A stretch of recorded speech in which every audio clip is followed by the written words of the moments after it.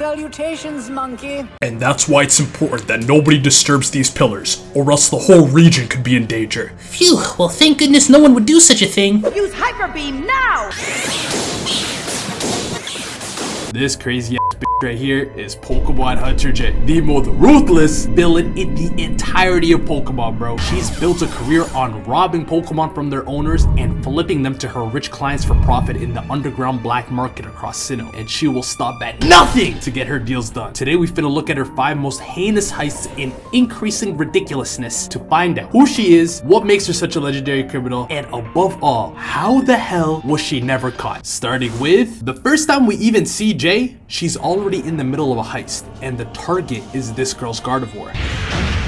Look at this smooth ass entrance. She flies in on a damn Salamence, probably stolen, and jumps off smooth with it. Gardevoir, teleport and save yourself. Bitch thought she ate. This product scatter ain't for show, honey, and I don't have time for hide and seek. Peekaboo. And then she blasted it with this Medusa blast, wherever the fuck this shit is, and set her to stone. Man, what the hell is this? Last time we seen someone like this, it took the combined power of Mew and Mewtwo. And you telling me this menace got it as a bracelet? Like taking rare candies from a bitch. Robo, let's bounce. And then this R2-D2 Goddard ChatGPT ass whip comes in and snatches up Gardevoir on command and starts escaping. Oh my gosh, she's a demon. Look at her riding off casually on her Salamence and splitting up from the product, bro. She a vet with it. Naturally, Clark Ketchum over here wants to play Superman, so he pulls up on Shorty like, don't worry, me and Pikachu will save the day. And slides down the mountain before getting Pikachu to do the only thing he ever has this nigga do. Use Thunderbolts! But Jay ain't no damn rookie. That shit didn't even scratch it. What it did do is get her attention though. Impressive Thunderbolt, you little bitch. Hey,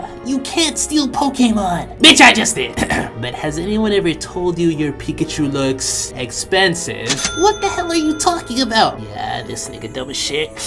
I don't want to do the trick. Why don't we have a little battle? I'd love to see what other moves your Pikachu can use. Ash ate that shit up and said, fine, but you better release Gardevoir when I win. Pikachu, use full tackle.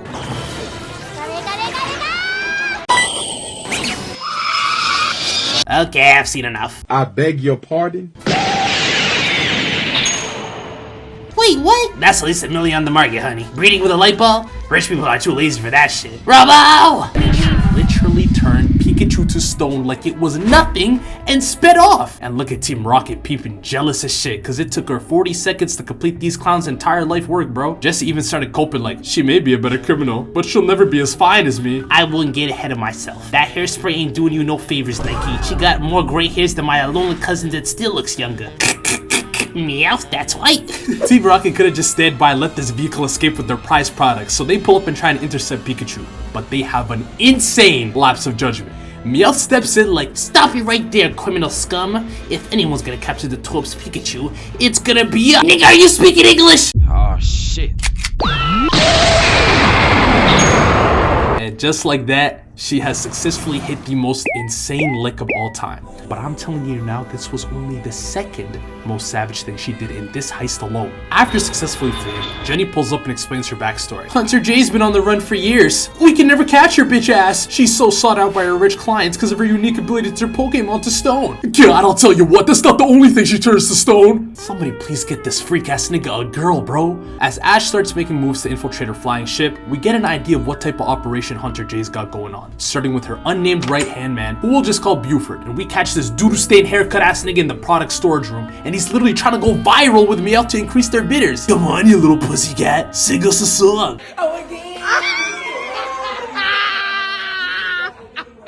Jay then walks in and gives us a bit more insight on her personality. Meowth goes, oh, Madam J, just the hunter I wanted to see. I got a proposition for you. How about you hire me as your personal translator? And why the hell would I need that? Well, it'll help you capture Pokemon, of course. It'll help you understand their feelings. Bro thought he was slick with the internal monologue too. This dumbass. When she hires me, I'll escape back to the team, and I'm taking the Torp's Pikachu with me. But Meowth didn't know who the hell he was talking to, cause Jay responded with, Buford, I swear to God, this cat just OD pissed me the fuck off. Stone it up and keep it that way till we sell it. Oh my god, she is not playing fair, y'all. She is not from this universe. I promise you she died. But please allow me to show you the nail in the coffin. So later on, Ash, Jessie, and James all slipped their way onto the ship. Don't worry about how, but they find the room where all the statued Pokemon are kept. And Hunter J catches word of this and sends Buford and other men to stop them. As he's pressing them, a Thunderbolt for Pikachu hits an electrical circuit behind them, creating a massive hole in the ship, putting everyone in critical danger of falling to their deaths. The ship's pilot catches word of this and notifies Jay, and she has the malice to go. Is it affecting the flight of the ship? Yes, Master Jay. Fucking hell, we hit a jackpot today too. Ah well, what can you do? Detach that part of the ship. I beg your pardon? But Master, we have men in that section. Bitch, did I stutter and do you want to join them? No one knows, sire. I'm so sorry. Then this maniac proceeded to drop everyone to their deaths. Oh my gosh, bro, Rick Buford, man. All right, technically Gardevoir saved them at the end, but it's not that counts, you feel me?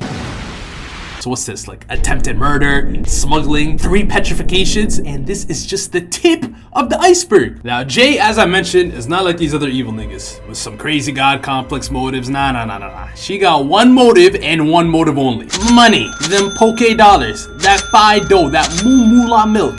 Yet like the leaders of the major teams, you don't always come out for the dirty work. She at the top of her empire and has her expendable little henchmen do her bidding, while she only comes out if it's absolutely necessary. So if you catch her in public, best believe she's not in a good mood, alright? Keep that in mind. Like look at this time that she sent her henchmen to capture these wild Shieldon for another rich client. She had her new Buford replacement, who we'll just call Rex, try and ambush the Shieldon. Unluckily for him, even as he dealt with Ash and started approaching the helpless product, He didn't account for one unlikely third party.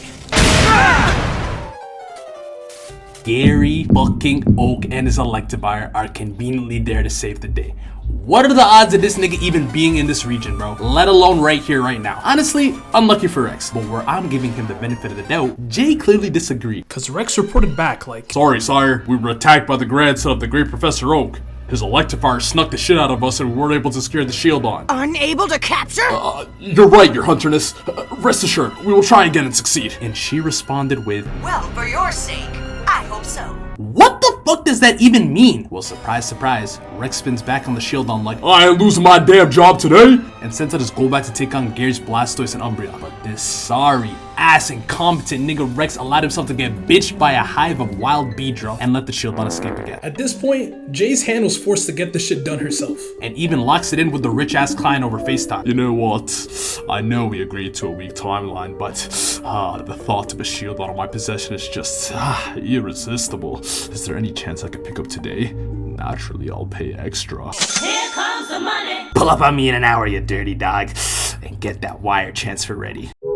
And Jay really don't play, because while Ash and Gary carefully devised this intricate ass plan to meet with Professor Rowan at a rendezvous point to safely drop off this Shieldon, she effortlessly mapped out the intersection between the routes and hijacked the drop-off point before Rowan could even get there.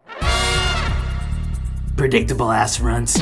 Now hand over the rock steel Pokemon before I turn you to one. So shit's ramping up now, and as Dawn and Brock are instructed to sneak away with the Shieldon, we get to see Ash and Gary in a tag team double battle against Jay Salavance and Drapion. And I'm like, oh yeah, the pair from Pallet Town, both of they aces, this shit is vintage. I'm ready for a hardwood classic. So tell me why Pikachu's Thunderbolt and Blastoise's Hydro Pump did this against Hyper Beam and the Pin Missile.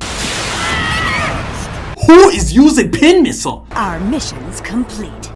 That's it? Oh nah, bruh, Pallet Town fell off. Not only that, but right before this battle, if we can even call it that, one of the Shieldon dropped from this cliff about 50 meters away, and with zero hesitation, Jay turned that bitch to stone.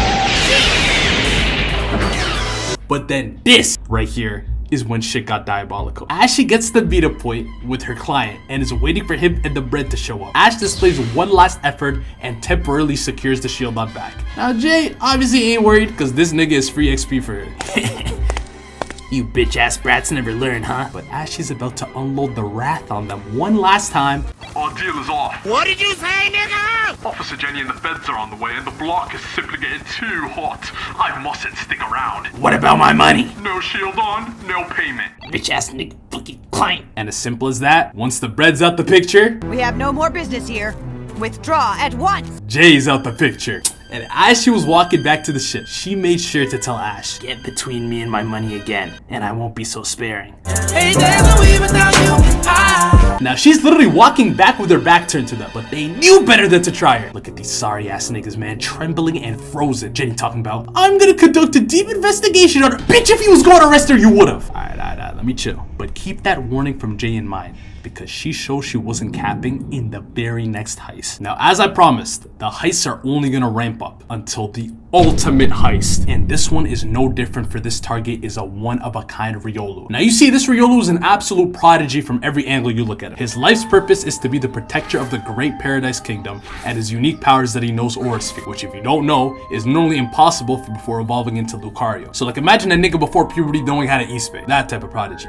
Except in Riolu's case, word of his power spread to the wrong individuals to the point where he got stolen by a group of evil scientists who wanted to run experiments on him under the name RX-1, and then got stolen again from their lab from a different group of evil rich bastards who wanted to trick him into thinking they were saving him. Riolu manages to escape from the second group, causing them to hire a third party to retrieve him in exchange for stupid amounts of bread. And who was that third party? You guessed it, Hunter motherfucking J. Now, if it wasn't obvious from the last heist, Rex is pretty incompetent, and unsurprisingly, the nigga didn't improve this time around. When he's tasked to retrieve Riolu, 3 things stayed the same from last time, and 1 thing was different. Number 1, he found the target product with none other than Ash Ketchum. Number 2, he got his ass beat by a random third party who conveniently has incentive to protect the target Pokemon. This time, it's 𝘾𝙗 the Pokemon Ranger, who's on a mission to get Riolu back to the Paradise Kingdom. Number 3, after failing, he's forced to report back to Jay, who gives him a verbal spanking on the ass and tells him to get his amateur ass back out there and try again. So Weazy, what was different, you may be thinking? His Golbat evolved.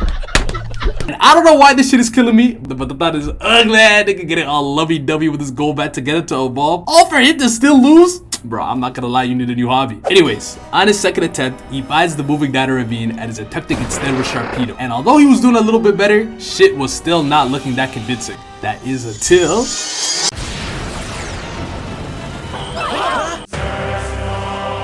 I thought I warned you, kid. And she wasn't playing fair this time around. After Piplup, Pikachu, and Salamence hit the Beam Clash of Death, we're reminded that, hey, bitch ain't come to battle. And she cocks that motherfucking Mega Man blaster right at Riolu. Even Floatzel tries to throw off her aim by shooting at Salamance's wing, but she gotta be training in Turkey or something, cause she right back at it like nothing happened, dog.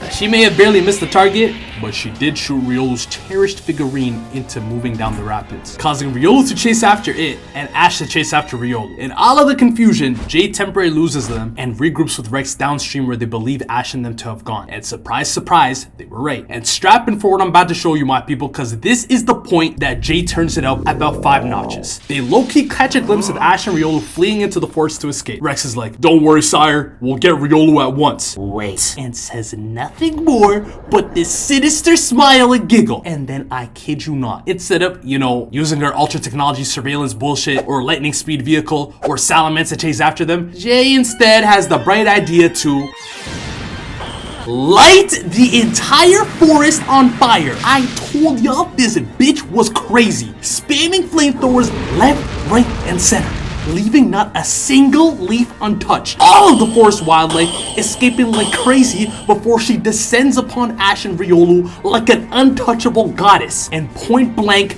lethally flamethrowing right at him. Even the narrator was like, do y'all need to see this shit? We live?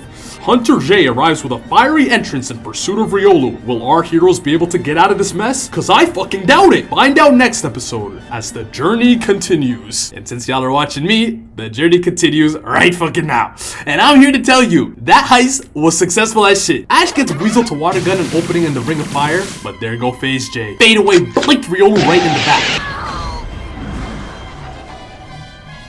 Then swooped in for the capture. Ash running out of options here, so he just goes, hey, give Riolu back. Like that shit is finna do something. Then Jay goes, you should be grateful, brat. At least now Riolu can't burn. Can't say the same about you. And then gets her Salamence to flamethrower them again. It don't even matter that she got her product already. Listen to those screams.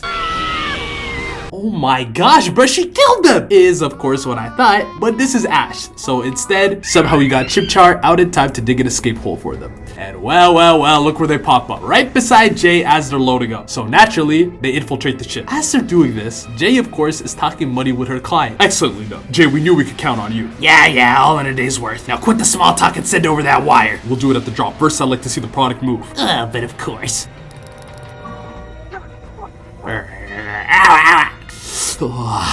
They don't call him the Aura Guardian for nothing. See you at the rendezvous point.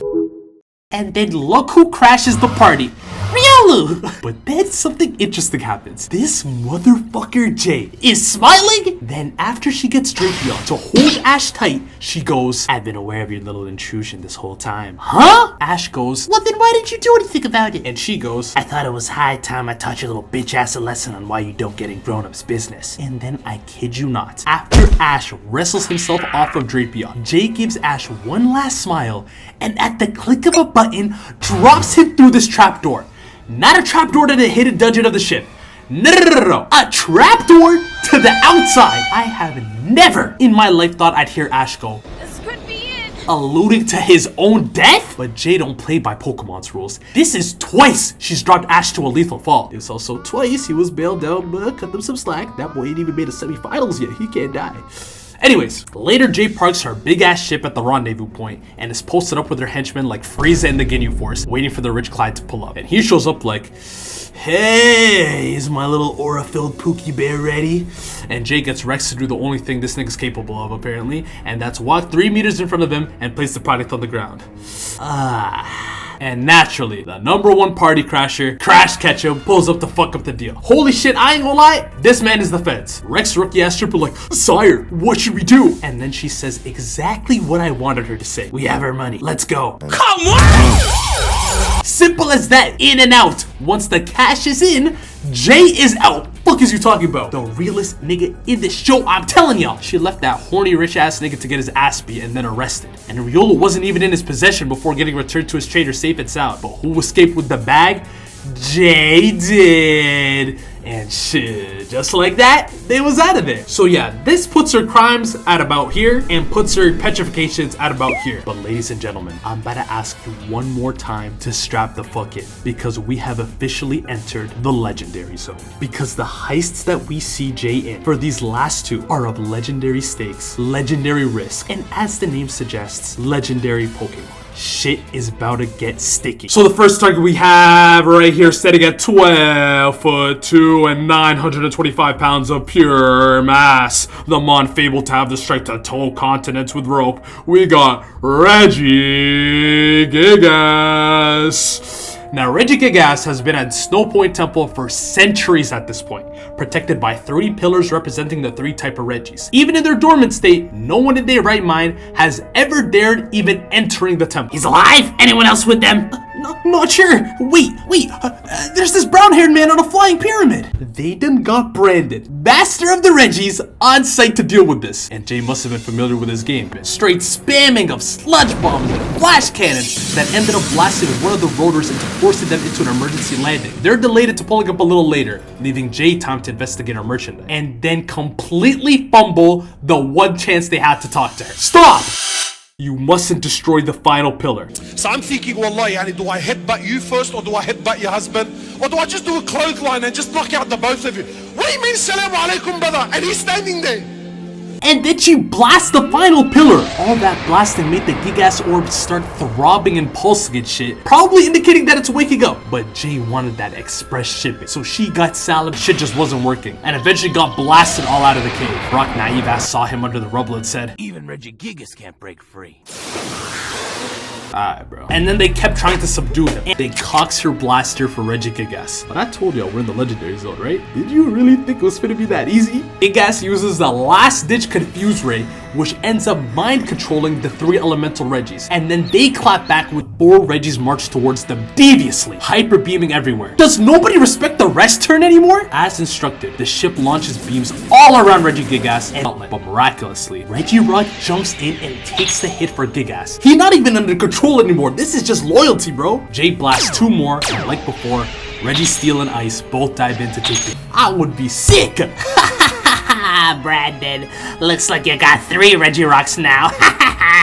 About time you quit that battle pyramid and finally took care of your son. Okay, that's not canon, but come on, y'all can't tell me they ain't related. She cocks the gauntlet, takes aim one more time, and fires. Get the fuck out of here, bro. This shit has worked on humans this whole time? I was gonna say Jay was twisted for shooting him too, but honestly, this is his fault. W loyalty, I guess, but goddamn, bro. Even if you didn't get turned to stone, this fall damage would have had you crawling. So then, 5th time's gotta be the charm, right? Psych! Jake's like, I don't know, like how many on-screen petrifications at this point? Including 3 legendaries and a human, with damage to a national monument on her crimes list. But it is now finally time for the final heist of Pokemon Hunter J, where the target isn't 1 legendary, but 3 lake legendaries to be precise. So our client for this heist is by far the most high profile. If we look at the ones we've had so far, they've been one-off episodic characters, meaning they were introduced in that episode for the sake of being the client and then never brought up again. However, this one right here is a character you will be all too familiar with, Cyrus, the leader of the notorious evil organization Team Galactic, who boasts a goal almost as diabolical as this cut that he's rocking: to take control of both Dialga and Palkia to, and I quote, create a new world order. I don't know what it is with evil niggas and trying to become God, but this shit is not cute, bruh. That's why I fuck with 𝙏𝙖𝙥 ugly ass. I ain't gonna lie, we need more local tri-state area type of villains, bruh. Not everybody can rule the world. At this point in the story though, Cyrus has almost finished his grocery list of items to complete his goal. He's got the Adamant and Lustrous orbs representing Dialga and Palkia. He's got the red chain, which allows him to control the legendary Pokemon. All that he's missing now is the 3 lake legendaries. Now, apart from being legendary, they're especially hard to capture because they're so elusive, and who better to hire for this sort of job than the one and only Hunter J. Now I'm curious as to what sort of interesting technology she better use this time to weed out the legendaries, since they rarely show their physical form. But when we find her flying above Azelf's home, Lake Valor, we find her saying, Alright, bitches, let's not fuck this up. Descend to 500 meters and launch the galactic bomb. I beg your pardon? And then she dropped this nuke in the middle of the lake! And that shit sends shockwaves so powerful that it damaged not only Azelf, but even Ash, who for some reason is connected to Azelf, because you know, plot. As this bomb is creating a beacon in the middle of the water, Jay then flies in on her Salamence towards the orb that appeared from the lake, and as she does so, hyper beams the orb, and similar to Regigigas, the legendary then appears. She then cocks her gauntlet, blasts a direct hit as Azelf sends an extra sensory, but it wasn't enough. A small price to pay to hit that 1 out of 3. And the beauty of this is Jay is so cool that she didn't even have to move to the product, because after the first one fell, the product came to her. 1 bomb for 3 legendaries? Alright. She's economic with it. Both rose out of their lakes and immediately teleported over. And this is where I knew it was getting serious, because after Ash and them saw everything on the broadcast and headed out towards the lake, look who comes to Uber them. Alright, hop in. Aura has entered the scene. Shit just done got serious. So the other 2 appear, and after dodging past some grunt Golbat supersonics, they get closed off by Jay herself. And without saying a word, she cocks the gauntlet again. Yuxi and Messer both send some attack into the sky, but nothing seems to happen, and it was as simple as boom, 1 down, Yuxi retaliating with another extra sensory, cracking a bit of her goggles, but Jay just said bitch and shot her ass too. 2 for 1, bro. And that makes 3. The legendary lake trio, petrified and encased like some artifacts. So then she goes to drop them off, and the 3 galactic commanders are just glazing. Oh my god, Hunter J, you're just so good. We knew you'd be the right one for the job. I just told Daddy Cyrus. Congratulations. The wire just hit. And that's all she was waiting for. Not even a you're welcome. Just 2 hops on the Salamence, and back to the ship she goes. So she walks into the ship after hitting the lick of her life, like, another day of trafficking and bag chasing. What a life. Let's get out of here, men. Sir, yes, sir. And in an instant, ladies and gentlemen, 2 massive psychic moves slam into Jay's ship simultaneously. Ladies and gentlemen, that random move from before was not a misplay. It was a future sight, and it has now just hit. Allies and foes alike on the sideline witnessing the blast look at her like holy shit, because they know what's about to happen. Shit, how could I forget? That motherfucking payment distracted me. Sire, we're losing control. I'm too young to die. Jay looks up with the most amount of stress I've ever seen her with, which let me know that it may actually happen. And her ship slowly descends into the whirlpool she created with the bomb. The insane pressure from the water cracks open all the windows, flooding the inside of the ship, and it continues to fall slowly before eventually.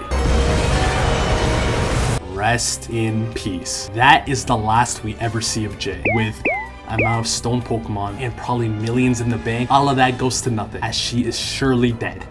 Or is she? You see, whenever you scour the internet, the consensus is that she's dead, or at most, that it's uncertain. But there's one thing I noticed as the ship was falling. Her signature visor floating in the water right above the ship. Did it just wash away from her face as the ship started to flood? Potentially, but with what I've seen her do with a trapdoor at a moment's notice, I like to think that maybe, just maybe, she's ejected herself early and is still somewhere out there living in secret.